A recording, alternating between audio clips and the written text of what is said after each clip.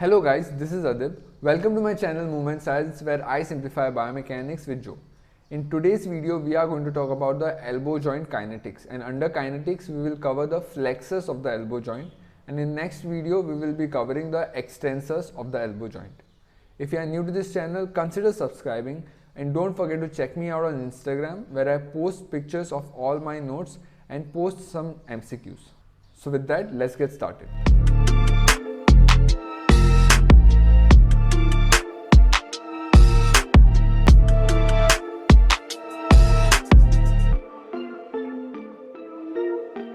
So under the flexors of the elbow joint, we can first divide the flexors into primary flexors and secondary flexors.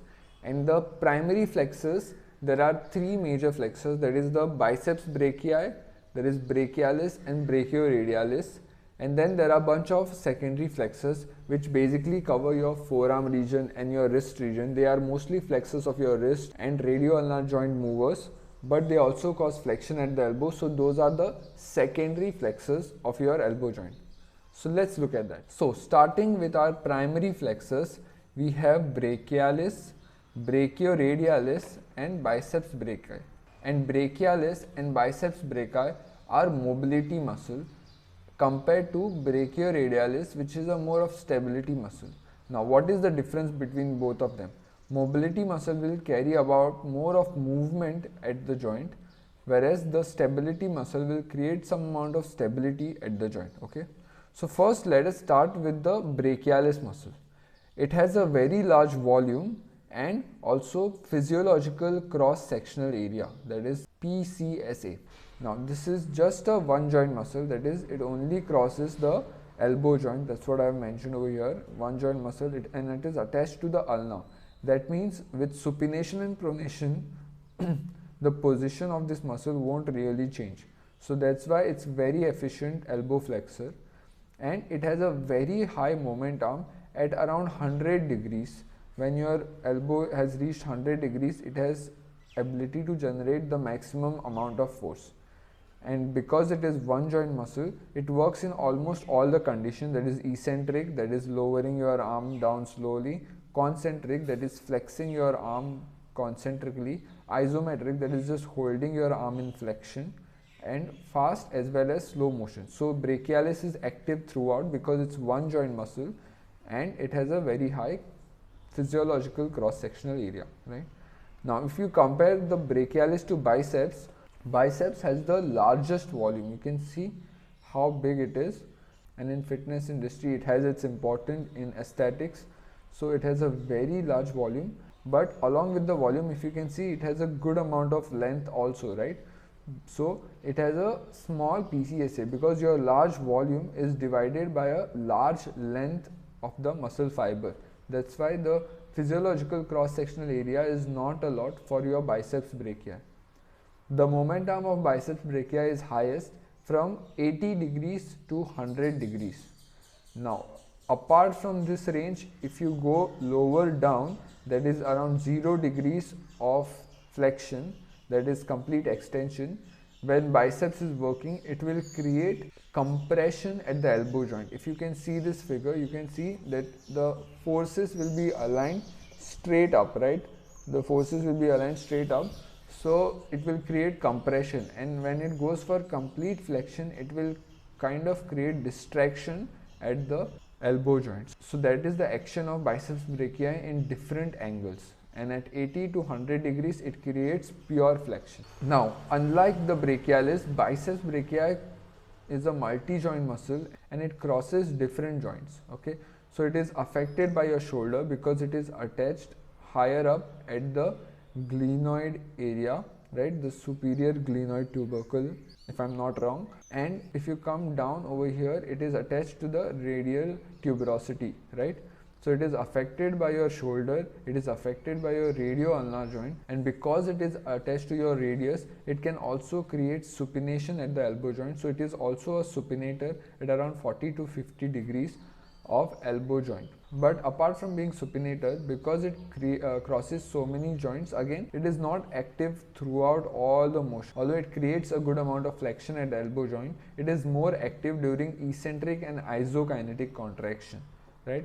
So that is the difference. Because it is just one joint muscle, the CNS, that is your brain, prefers using brachialis during flexion because it knows it will create flexion and it is not affected by any other joint positions in comparison to biceps, where it will be affected by shoulder, radioulnar joint and all the other factors, right? So that is the main difference between your biceps brachii and brachialis. I hope that was clear. Now let's move on to our third primary muscle, that is your brachioradialis. So brachioradialis, as I mentioned, it is a stability muscle because it creates compression because of its attachment, right? It attaches, or it is inserted away from your joint axis. If you can see the diagram, it is attached away from the joint axis and it has a very small physiological cross-sectional area. If you look at the moment arm, it has a really high moment arm because it is attached away from the joint axis, correct? If you are not clear about the moment arm and lever concept, you can check out my video. I can link it over here on top. That will give you more clarity over that. So it creates 100 to 120 degree. At this range, it creates a really high torque, and the activity of your brachioradialis is really high with mid prone or prone position, because at that time your biceps won't really be that active and brachioradialis will kind of have to step in to function, right? And then apart from that, there is also moderate amount of activity with increase in speed and load. So when you are doing the movements with high speed and when you increase the load, all the muscles will kind of activate, right? Because they have to help in the movement. So brachioradialis will step in helping these kind of movements, that is elbow flexion, especially in the prone and mid prone region. So these are your main elbow flexors.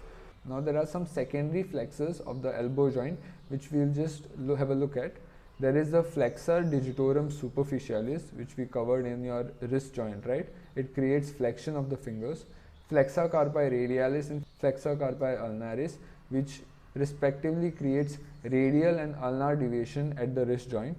And then we have the palmaris longus, pronator teres and supinator teres. These pronator and supinator teres we will cover in the coming videos, where we will talk about the supination and pronation movement that they create. And palmaris longus is kind of an extra muscle which we have, which is often used for different surgeries. So with that, we finish off this topic. Now let's quickly summarize the topic. So first we saw the primary flexors, the brachialis and biceps brachii, which are the mobility muscles, and one has a large PCSA because it's short and high volume, whereas the other one, although it has a largest volume, it still doesn't have a big physiological cross-sectional area, right? Then we saw that moment arm of both of them is around 100 degree. Biceps has a bigger range, and biceps creates distraction as well as compression at the elbow joint.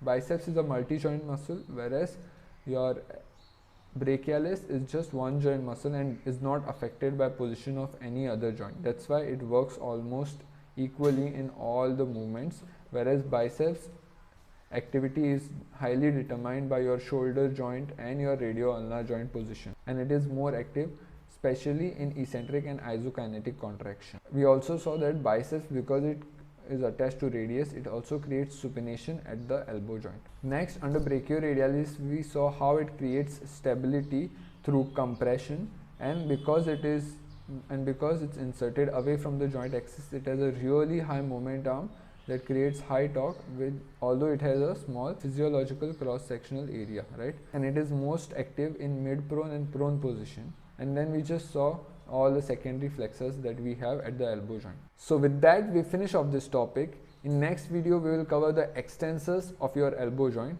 So stay tuned for that, and thank you for watching.